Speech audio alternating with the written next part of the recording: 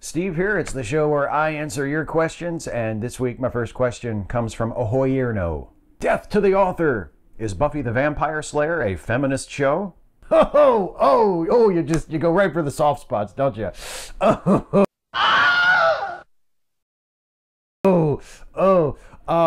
Okay, so I feel I should qualify everything I'm about to say by making note of the fact that I'm a dude. I'm not a lady, so I'm not the ideal person under any circumstances to be opining on whether a given thing is feminist or not, because I haven't had the experience of living as a woman. But in my opinion, I think that overall, in general, it is a feminist show. But when you zoom in close, as with anything else, you detect certain problems. For instance, one of the big ones is in season 6, there is that infamous rape scene with Buffy and Spike where Spike does not succeed, but he attempts to sexually assault Buffy. And of course, and it's played as a very dark scene. It's played very seriously, which is to the credit of the show. But, you have this trope, this very tired cliche of, oh, if you're going to write a story about a woman, particularly about a strong woman, sexual assault needs to be in there somewhere. She needs to be a survivor of some kind of sexual assault, which is just kind of a tired trope that is probably best retired. And also, even worse than that, the fact that the attempted rape of Buffy winds up being mostly about Spike, about the attempted rapist, not about Buffy herself. It becomes the impetus for Spike to go on a journey and become a better person. So his attempted rape of the female hero of the show makes him a better person. Not the best message for a feminist show, not the most feminist direction that it could have gone. It's not perfect, but overall I would say yes, it is a feminist show. It is a feminist show with certain problems. The Raddest Scorpion. Hey Steve, if there is ever to be a real competitor to YouTube, do you think it should try to appeal first to viewers, creators, or advertisers? Do you think it's possible for a competitor to be successful?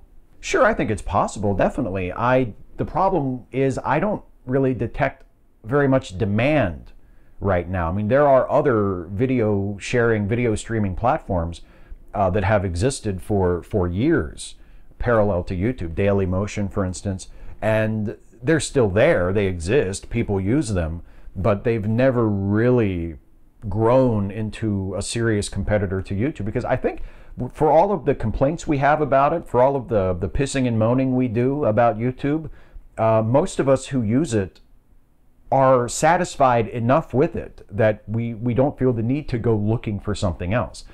Now, if a competitive platform were to come up and were to maybe find a way of doing the things that YouTube does well, but also of correcting YouTube's mistakes, and it was easier to use, and it was adopted by a lot of people so that it became viable as a platform for folks like me who like to use YouTube as a platform to distribute content, then yes, of course it could happen. Now, should it appeal to viewers, creators, or advertisers? I don't really think you can pick one if you want it to be commercially viable, because if it doesn't appeal to viewers and people aren't watching it, then it won't appeal to advertisers, because advertisers are interested in connecting with viewers.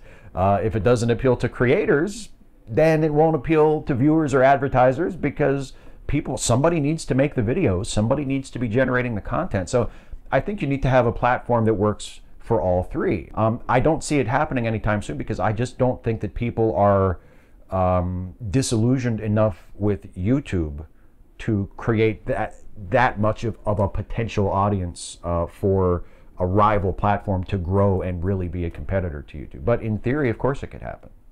Kaboom Splat Yuck 2, 4 questions. Number 1, Steve, couldn't the American flag be considered a symbol of white supremacy in the same way that the Confederate flag is? 2, do you think that there are people in the northern United States who focus on the racism of the southern United States as a way of ignoring the racism of the north? 3, what should I do with my Buffy DVDs? Should I bake them or squish them? 4, why are there Confederate statues in Maryland? 4 very good questions, Kaboom Splat Yuck 2. Number 1, yes, the American flag can, and I think in certain contexts should be considered a symbol of white supremacy. I don't think that it's exactly the same as the Confederate flag, because the Confederacy was founded as an explicitly white supremacist nation in response to efforts to abolish slavery. It's much more an explicit symbol of white supremacy than the American flag. But that doesn't mean that we should deny that white supremacy is and always has been a very large, very, very toxic part of America in general.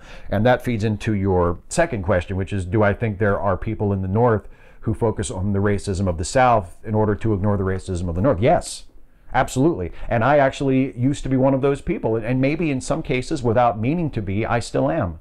It was a very changing experience for me about 10, 15 years ago. I forget exactly. It was right around the time that the book first came out. There's a book called Sundown Towns by James Loewen that I read fairly soon after it came out.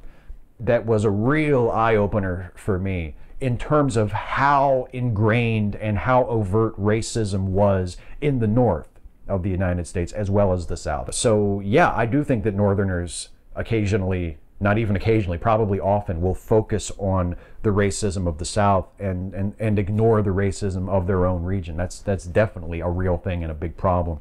What should I do with my Buffy DVDs? Bake them or squish them? I mean, that's up to you. Personally, baking them is probably less mess, you know, because if you squish them, then there's shards and there's pieces everywhere. So I would say bake them if you want to just get rid of them, you know, clean. You know, you just lay down put them on a cookie sheet with some baking parchment underneath, and just put them in the oven at a high temperature, put them under the broiler maybe, bubble them all up, crack them up, fucking ruin them, and then you can just take the parchment and roll it up and throw them away. And why are there Confederate statues in Maryland?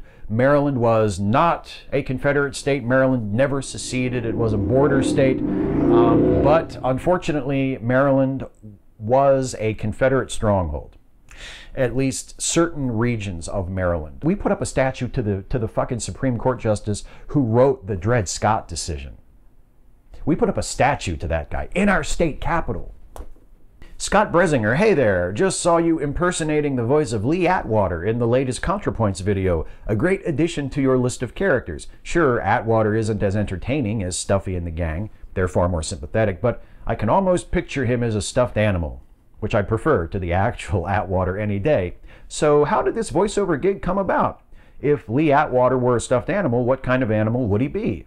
Which of your gang would be the first to glitter bomb him or set him on fire? Well, the gig came about because I PM'd ContraPoints and I begged her to have me in one of her videos, basically. I wrote her a private message and said, hey, if you ever need like an extra person or someone to just do a cameo or something, I'm completely here for you, you know, because I just love her work, especially lately, and I think she's awesome, and I would love to collaborate her on pretty much anything.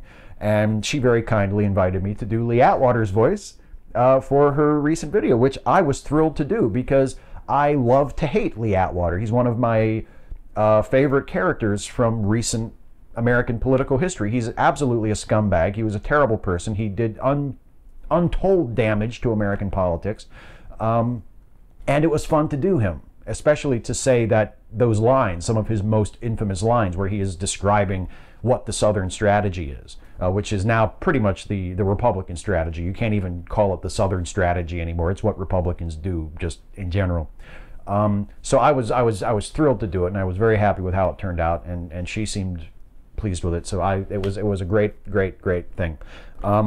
And yeah, what stuffed animal would Lee Atwater be? God, I don't know. I mean, you could go really obvious with it and say that he would be like a snake, you know? I don't know.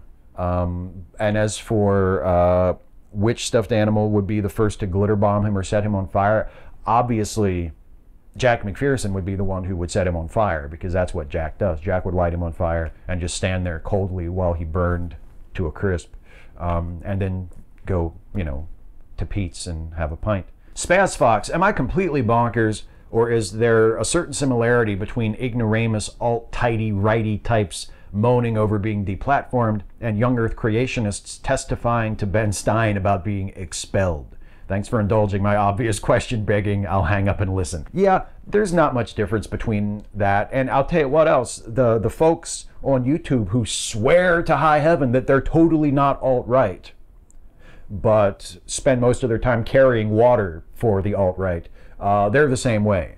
They piss and moan and throw huge public tantrums about even the prospect of them not being invited to places, or having their channels shut down, or losing their monetization. And they scream about this like this is some violation of their basic human rights, that they won't be able to spew their fucking garbage on the platform of their choice.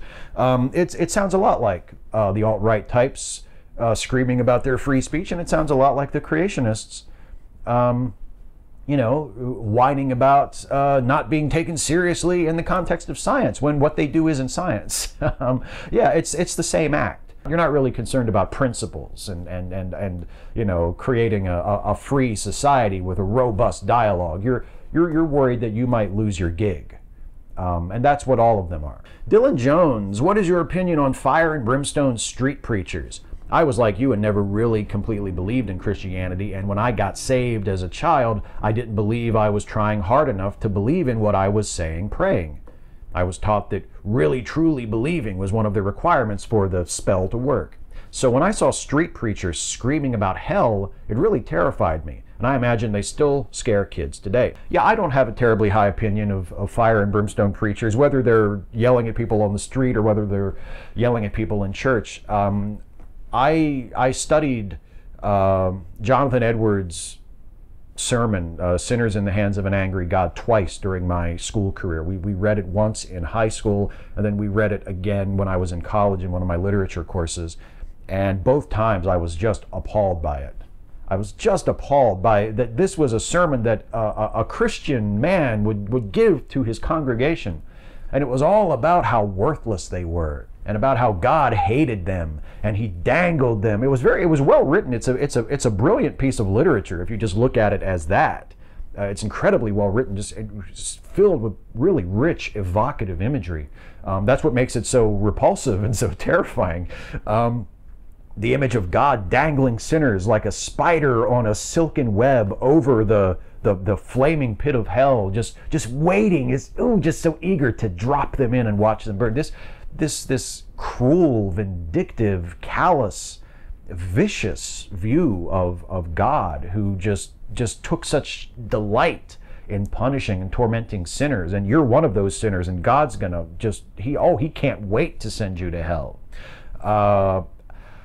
Not the vehicle I would choose to peddle a message of salvation. And the worst part is most modern day fire and brimstone preachers are nowhere near as gifted with the language as Jonathan Edwards was. So they're basically just screaming hate at people, and there's no redeeming quality to it at all. So no, I have nothing but contempt for that sort of thing. May Shinn. Hey Steve, I've been seeing this issue in my feed lately, and I wanted to see how the issue strikes you. A friend of mine has recently called out a mutual acquaintance for some pretty heinous behavior, such as misrepresenting himself in order to lure women into bed with him, exploiting his significant other for money and shelter while cheating on her, and knowingly passing along a minor STD to dozens of women. He did this all while using his well-known position in the community to act like a champion of feminism, quell any negative rumors, and smear those who would speak out against him. She is using the term sexual predator to describe his behavior. A lot of people, mostly men, are pushing back and saying that it is unfair and dishonest to use that term because he has not literally committed rape or any other sexual offense which can be prosecuted in a court of law. My question to you is, where is the threshold for which one can be allowed to use the term sexual predator? Is it when violence has occurred? A felony? A misdemeanor? If someone routinely entraps others and uses them for sex through deceitful methods when they would have refused sex had they known the truth, can that be considered predatory? Yes. I have no problem using the term sexual predator in regards to this person, and I happen to know which person you're talking about. I'm familiar with the situation, and yeah, I have no qualms about people calling him a sexual predator. I think these people who are saying, well, it's just, look, I think what he did was bad, but it's too far to call him a sexual predator.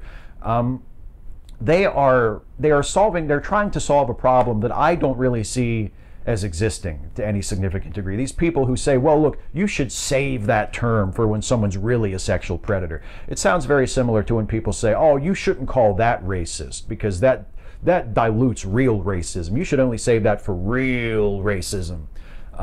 They're trying to solve a problem that doesn't exist. I don't see people being too upset or too sensitive to racism or to people being predatory toward women. I don't see that as a problem. I don't look around and go, you know, the problem is that people are just too quick to label someone a rapist. That's not the problem. I detect the opposite problem. I detect people, mostly men, who get away with way too much without facing social consequences, let alone legal consequences. It may be true that this person did not do anything illegal. He didn't do anything that is prosecutable. But morally speaking, his behavior was completely indefensible and repugnant, and he deserves to be shamed, and he deserves to be called a sexual predator, and he deserves to be called out for it, and he deserves for people to think less of him for it, at the very least. So no, I have no qualms whatsoever about labeling him and people who behave in that way, people who are habitually deceitful to people in order to get them to sleep with them. And who act incredibly irresponsibly in their sex lives by passing on STDs and things like this.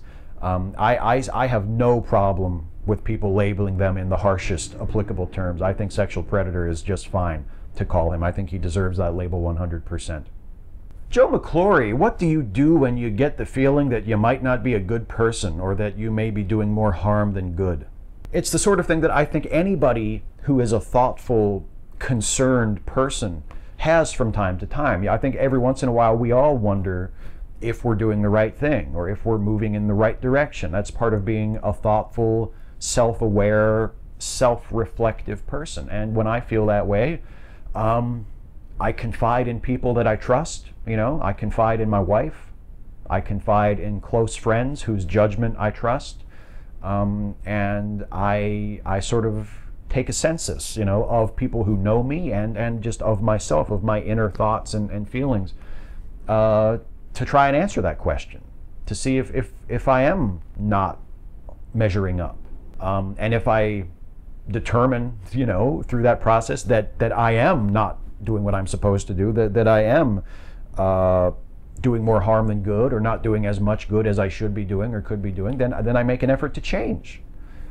And that effort's not always successful. I mean, there are parts of myself that I know reflect poorly on me, that I know are bad parts of myself, that I'm aware of and that I have made efforts in the past to change, that I still retain nonetheless, that I need to keep working on, that I still need to fix.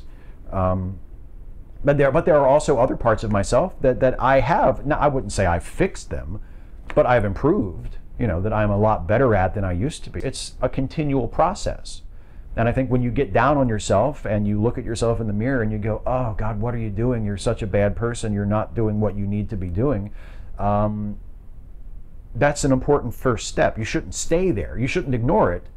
You shouldn't turn around and go, wait a minute, what am I saying? I'm an awesome person. You should be in that moment and be honest enough and brave enough to confront those feelings and to say, you know what? Maybe this is true. Maybe I need to look at this. And then you need to take the next step. It doesn't mean that you're a bad person, and it certainly doesn't mean that you're irredeemable or that you can't ever, you know, repair the parts of yourself that you feel like are broken or that you're doing wrong. But you need to be able to confront it and then to do something about it. Like, for instance, I still can't come up with a segue to the next segment to save my life. I need to confront that and I need to fix it. In the meantime, though, the best I can do is to say that it's now time for the lightning round. Der Wunderbar. Don't you hate it when you walk outside and someone randomly throws a fridge at you? Okay, that's not funny, because that happens to people, okay? It must happen to people. Why else are so many people searching for it that it pops up in the suggestion bar on Google? That's not funny. How would you like it if somebody threw a fridge at you? Especially if they did it randomly. You know, it's bad enough having a fridge thrown at you when you know the reason, but if you can't even understand why it's happening, just don't make fun of people like that. Come on, man. You're better than that. We should all be better than that, don't you think? Jay Dottify, Steve, prior to becoming a veggie, did you ever eat a Scotch egg? They're one of the greatest things ever, and I just had one for lunch. Runny yolk, too. I never had a Scotch egg. That might be something I could cheat. I could just cheat a little bit and have a Scotch egg. You know, Keith on The Office always made them look delicious. So I'm sure they're great. Johnny the Wolf, Steve, if Donald Trump was a DC character, what would his Bizarro be like? Well, let's see. It would be intelligent. It would be open-minded, tolerant, thoughtful, caring, compassionate, honest. It would be Superman. I mean, wouldn't it? It would have to be. It would be a thoughtful, smart, caring, engaged. Yeah, it would be Superman. It would be Superman. Although Donald Trump is more of a Lex. He's Lex Luthor without the brains. You know, he's not really Bizarro. He's more Lex without the smarts. Oh boy, this is gonna hurt. Leto Anor. Okay, I apologize in advance. Hey Steve, 2 questions this week. 1. Do you watch Top Chef or are you only a Gordon Ramsay shows dude? 2. Have you watched the video of the SJW gang watching the documentary about you? If you haven't, you should. It's hilarious. You have good friends.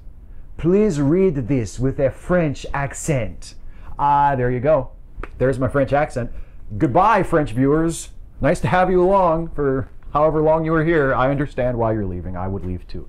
I have never watched Top Chef, but I do watch other food shows. My wife and I are big fans of Chopped, and we've watched a couple other Food Network shows over the years. And I don't watch every Gordon Ramsay show. I'm mainly a Master Chef and Hell's Kitchen guy. Yeah, I watch other cooking shows from time to time. And no, I did not watch that video of my friends watching the quote-unquote documentary about me. But yeah, I'm aware of it, and yes, all of the people in that video are awesome, and I'm very happy that I can call them my friends, because I'm sure they did a great job. But no, I haven't watched the video. Carlisle the Cinephile, of the Doctor Who stories you've seen so far, which one do you like the best? Oh boy, well, I really liked the Empty Child, the Doctor Dances 2-parter. I thought that was good. Father's Day, which is apparently like it's a fan favorite episode. And I really liked the Christmas special, the first full episode with the David Tennant Doctor. I thought that was excellent. So those are my 3 favorites, probably, or 4 favorites, I guess, if you count the 2-parter at the moment. Lucas Hackett. Hey Steve, I got a video game related question for you. So here you go. Mario's hat, Link's hat, Raiden's bamboo hat, or Mega Man's helmet? Which one of these hats would look good on you, just in case you run out of hats? P.S. Did you know in the original Metroid, Samus is actually a woman? Just figured I'd let you know. Actually, I did know that about Metroid. I used to read old issues of Nintendo Power way back in the day. My mom worked at a video store, and they got Nintendo Power at the video store, and she would bring home old issues. You know, and I would read old issues of Nintendo Power. So yes, I knew a little bit about Metroid. And Mario's hat, I guess. It's the closest to the ball cap. I don't really want to make that radical of a change. I fear change. Matt Machado, who would win in a beard competition, you or Kevin Logan? I got to give that one to Kev. I think Kevlo would beat me in a beard contest because he's more versatile. My beard is always pretty much the same. Sometimes a little bit longer, sometimes a little bit shorter, but pretty much this. Whereas Kev has, I mean, he's clean shaven, he's got stubble, he's got a fucking mountain man beard, he's got more of I mean, he's very versatile in the beard. So yeah, I got to give that one to Kev. Corey Donaldson, what is your favorite film score / soundtrack? And then I have options to choose from. Singles, The Dark Knight, The Matrix, Star Trek The Motion Picture, Drive, Thief, The Crow, Inception, Hardware, Last of the Mohicans, Train Spotting, Interstellar. That is a hell of a list. Those are some excellent scores / soundtracks. I'm going to go Last of the Mohicans. I think the score to Last of the Mohicans is beautiful and brilliant and epic and just one of my favorites, and really elevates the movie. which is a good movie without it. I really like Last of the Mohicans, but yeah, I got to go with that one from that list. Samuel Sturgill. Steve, do you miss WCW any? Because I do often. Yes, actually I do. I don't really miss WCW as it was when it folded, because I think when it went out of business it was pretty dire, and I think it had been pretty bad for the last few years, if I'm honest. But I miss WCW like it was when I was a kid, and I miss WCW like it was in the mid-'80s, before it was actually WCW, when it was still Jim Crockett Promotions, before Turner bought it out. And I miss there being a viable competitor to WWE. I mean, yeah, there's Impact, and there's Ring of Honor, and there's New Japan that more people can see now here in the States, but there's not like a definitive, consensus choice for the number 2 company where it really provides some competition to WWE, and I miss that. I think that brings out the best in both products when they're really going at each other and they're neck and neck. So yeah, I do miss WCW. I do. And there's a lot of, even though there was a lot of garbage in WCW, there was also a lot of really good stuff that I look back on fondly as a wrestling fan. So, yes, I miss it. I miss it. That was the last question. It's time now for the shout out. The shout out this week goes to an organization called United We Dream. United We Dream is the largest youth-led immigrant organization in the United States. And if you guessed that I am giving this organization a shout out because Trump announced that he was doing away with the DACA program, you are correct. United We Dream is just one of many organizations that exist to represent the interests of immigrant youth, regardless of their legal status, and to promote fairness and justice and equality and fair treatment for them. And in the face of the DACA program potentially being scrapped, and the fate of hundreds of thousands of young people who are the children of undocumented immigrants being up in the air, them not knowing what their futures will hold, if they will be able to stay, if they will be deported, if they will be able to continue their educations or their careers.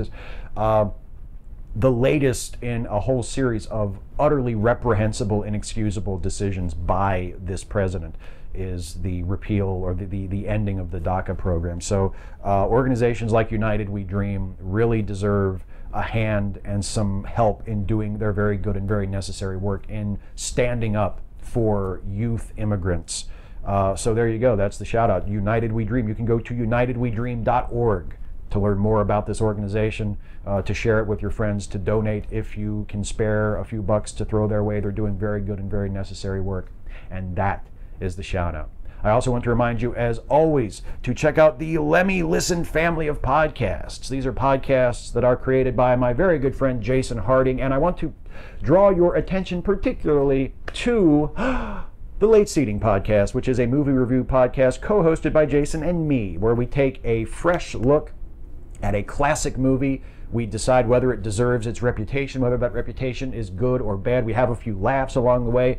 As I mentioned last week, unfortunately, what was supposed to be our most recent episode, a review of The Sandlot, didn't happen, and that was all my fault. There were technical issues on my end, and the episode didn't happen. But you can still watch the movie for next week's episode, which is going to go off without a hitch.